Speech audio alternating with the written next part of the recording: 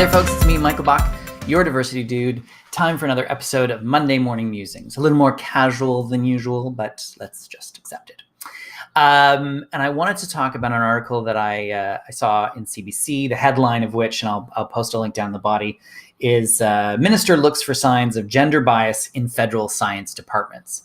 And I'll post the article. It's about Chrissy Duncan, who's the Minister of Science for the federal government here in Canada, and about the need for more focus on particularly women in science. And they're doing some really interesting stuff. They've done some surveys which show that there is a significantly different experience for women in science in the federal government in comparison to men. And two of the key data points that came out of a recent survey said that 42% of female federal scientists, engineers, and researchers who responded thought gender bias was a career barrier, and 27% believe men are favored in opportunities for leadership roles. So some pretty staggering numbers.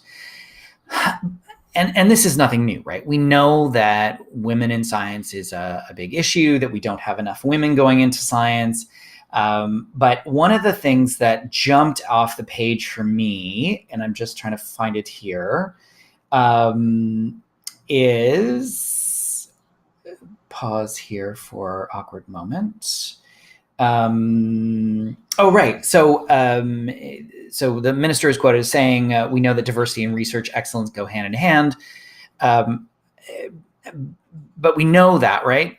We know it as a conscious thought, but do we know it as in fact? And so she's cited a couple examples here that jumped off the page for me, such as voice recognition software that was calibrated to male voices, early airbags designed for men that injured women and children, and the first artificial heart valve that was designed to fit a male-sized heart.